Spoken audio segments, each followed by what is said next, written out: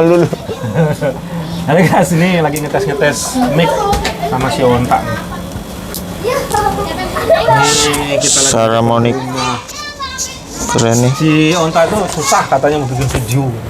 Emang kenapa cuy? Ya itu kadang nggak terfikirkan, Ngatnya ke sono. nggak terfikirkan apa ya? Sono. Jangan ngeliat ke langit. Kadang nggak di otak itu bukan blank sih, tapi tepatnya nggak terfikirkan maksud apa gitu. Jadi yang gini bro caranya, yang nggak terfikirkan itu lu tumpahin. Aduh, mau bikin video apa ya? Ada ide nggak coy? Gitu. Jadi kebuntuan lu itu lu lepaskan di kamera. Kalau gue dulu gitu, gue mau ngapain gitu. Ini gue tapi ceritanya bukan masalah video. Mau dulu kan gue suka bikin tulisan apa gitu. Gue kan, aduh nulis susah ya. Ya tulislah kesusahan lu itu di tulisan lu. Misalkan gitu. Aduh mau bikin ini susah, gue nggak ngerti caranya gimana. Ya tulislah cara.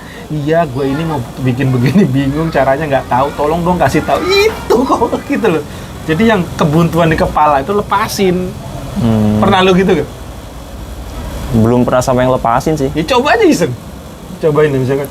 Aduh, gue mau bikin video tapi bingung kontennya apa gitu. Sebelum mau ngomong apa, kadang mau ngomong berkak-berku gitu caranya. Kan ada yang gitu coba. Pokoknya yang tersumbat di kepala itu kan lu punya pikiran tuh. Pikiran lu tuh transfer ke situ. Jadi video. Lama-lama terbiasa. Udah.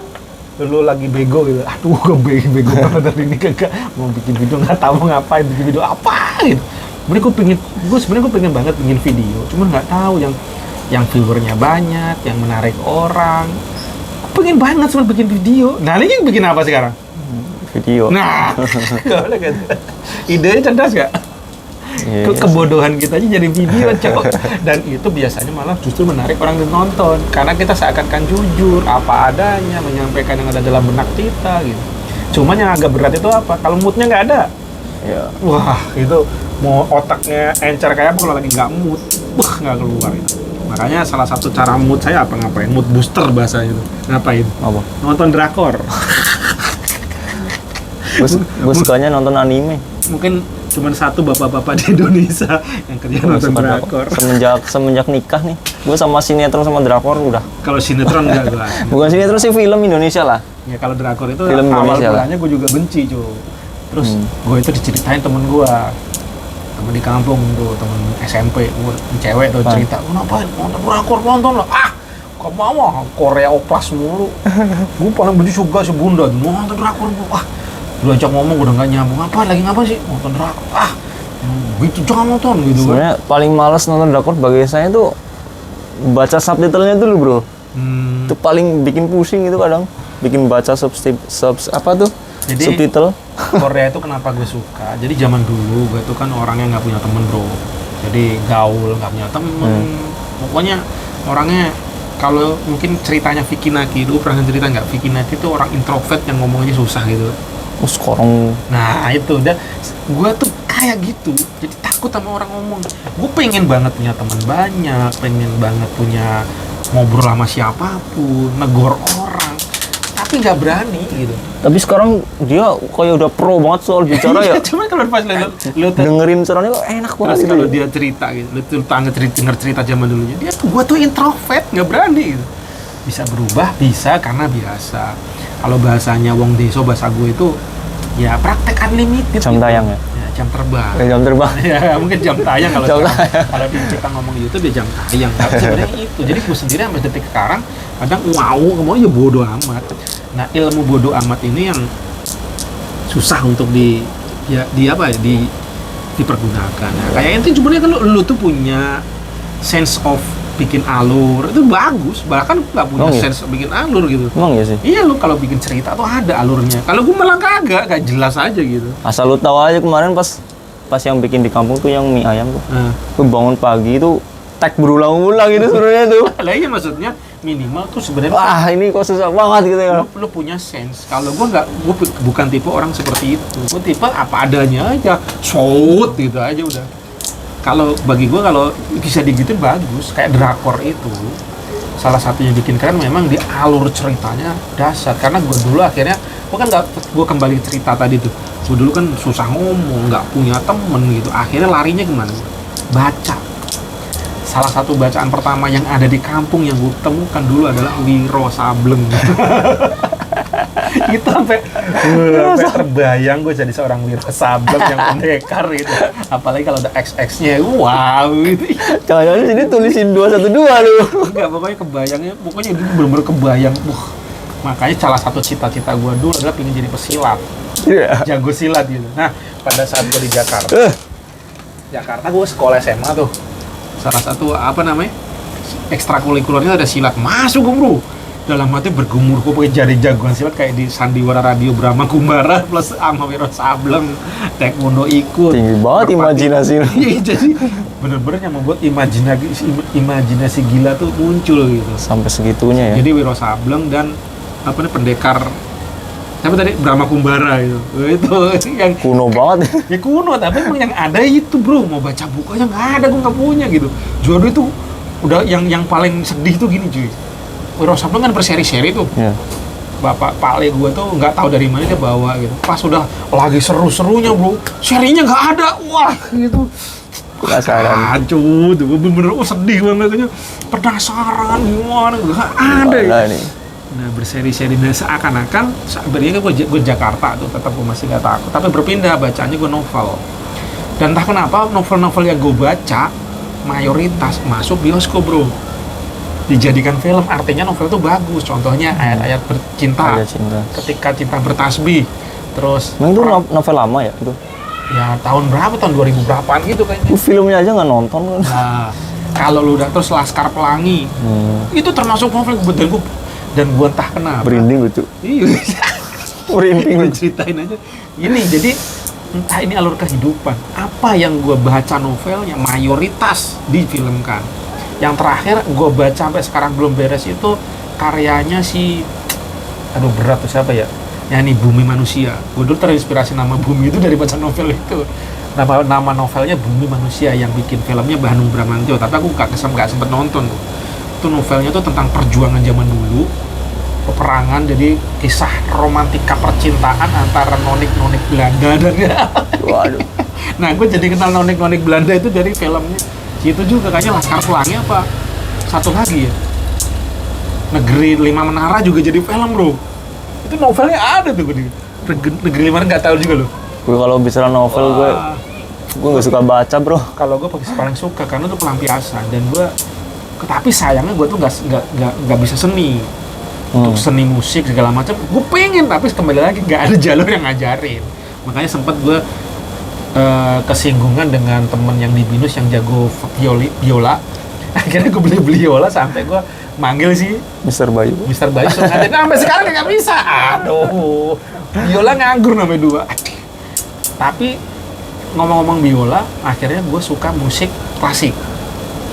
Sampai ketemu dosen BINUS yang sekarang udah almarhumah itu, sampai rumahnya kan dulu kan ngerjain komputer gitu tuh. Sama dia ini disetelan musik klasik, otak gua aneh, biasanya dangdutan musik klasik.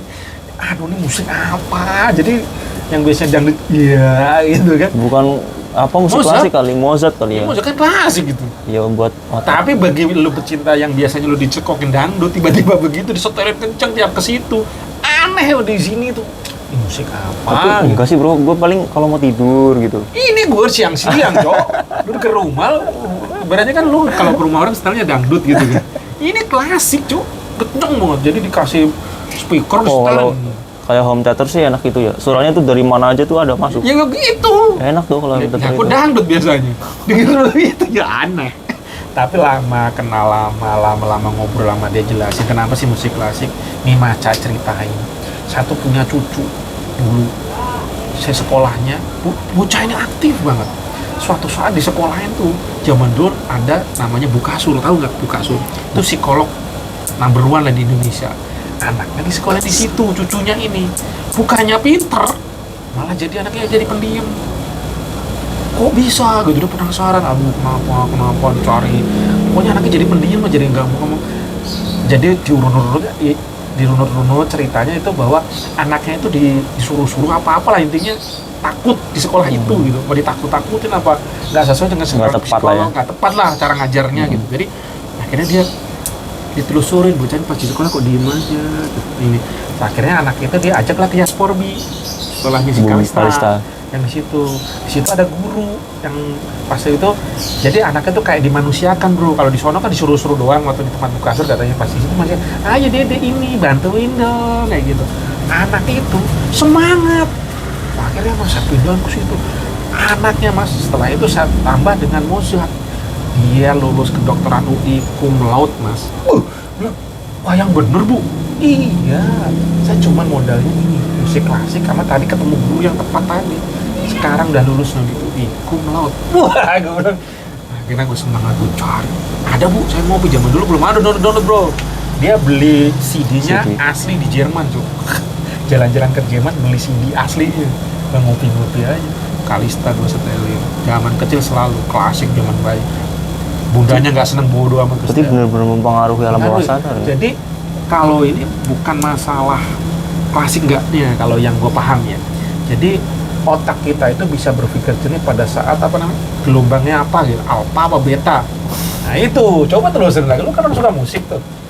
Jadi salah satu kenapa selain Mozart, Al-Quran kenapa bisa mencerdaskan otak, karena alunan Al-Quran itu ada makhorijul huruf, panjang pendeknya yang membuat kita tenang.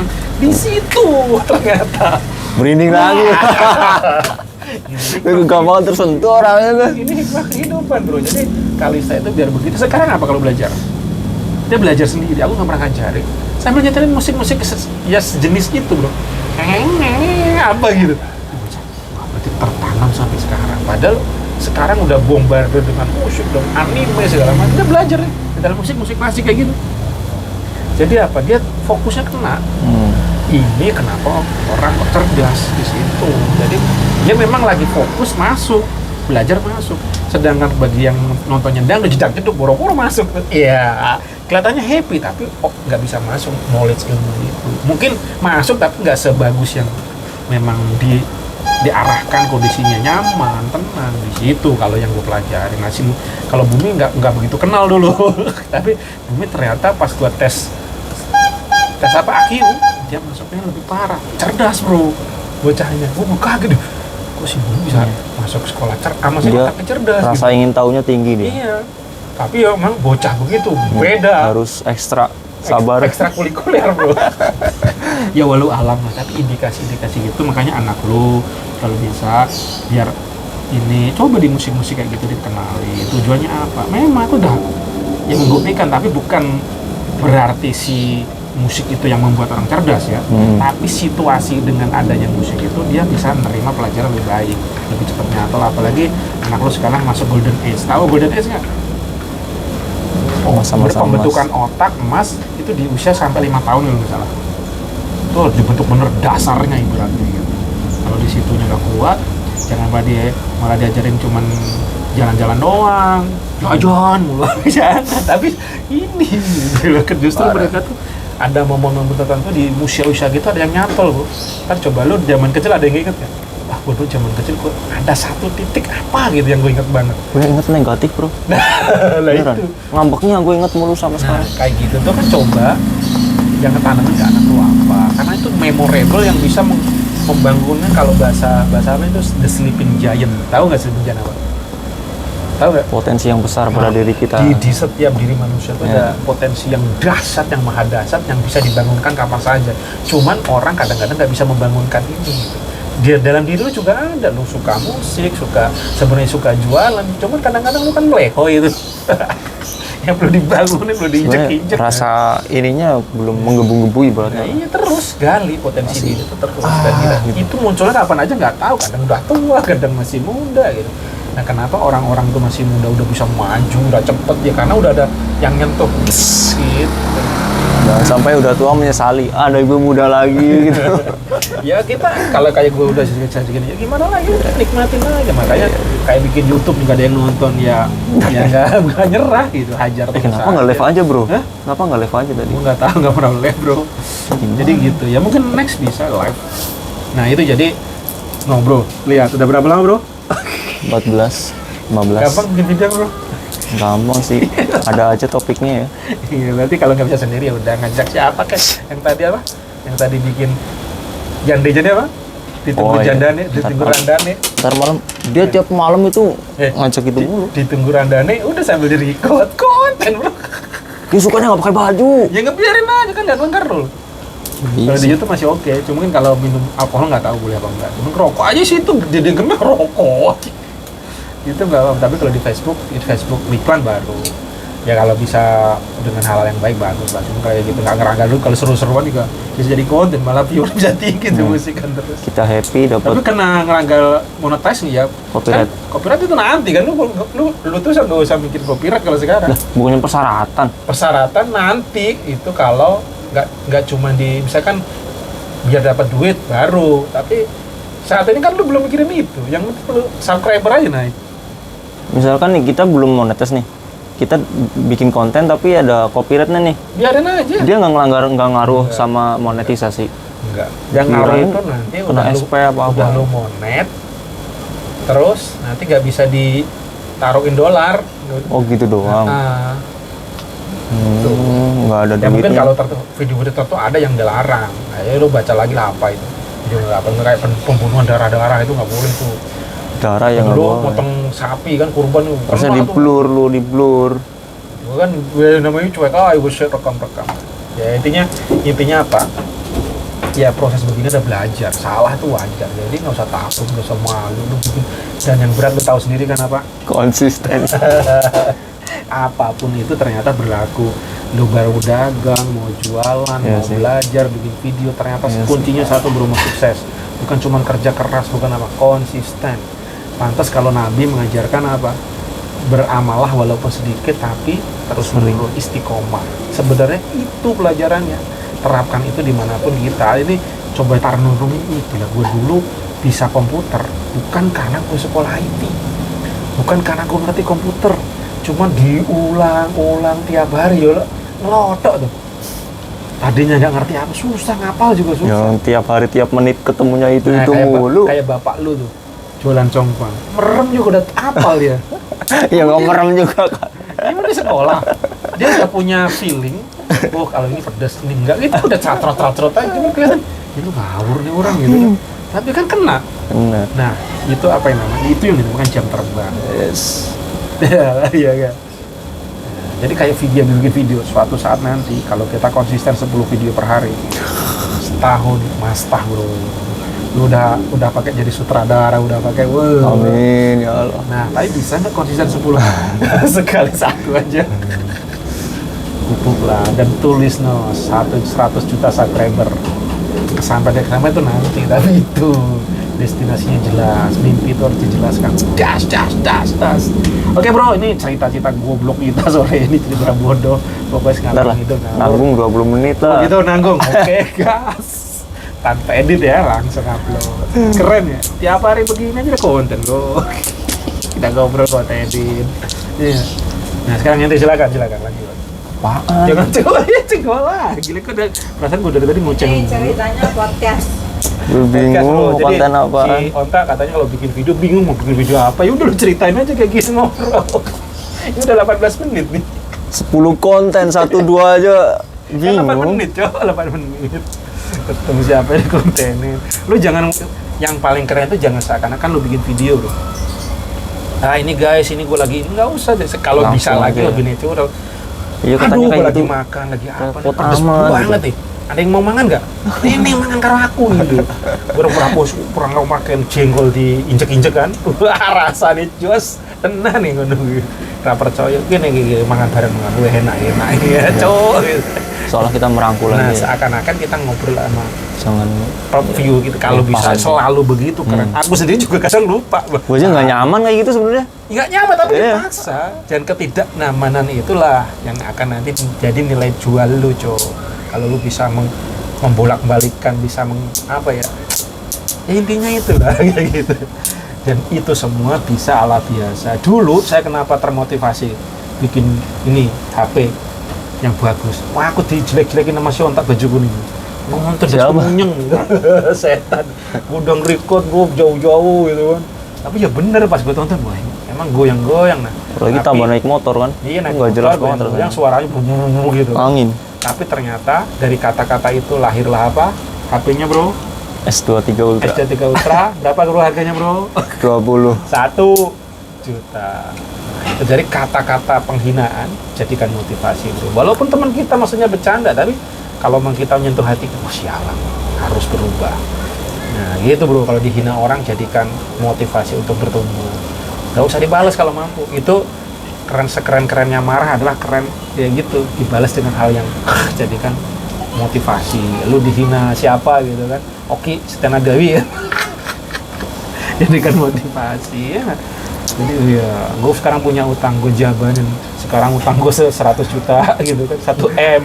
Gue harus bisa sedekah 1 M per hari. Nah, gitu. Nah, kalau udah nya keluar, wah, itu apapun.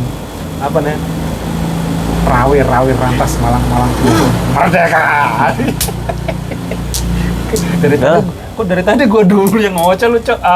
Gue bingung Oke mau guys, topik apaan. si Samson masih bingung aja. Lanjut udah 21 menit lamaan, ntar bahaya nih. Assalamualaikum warahmatullahi wabarakatuh.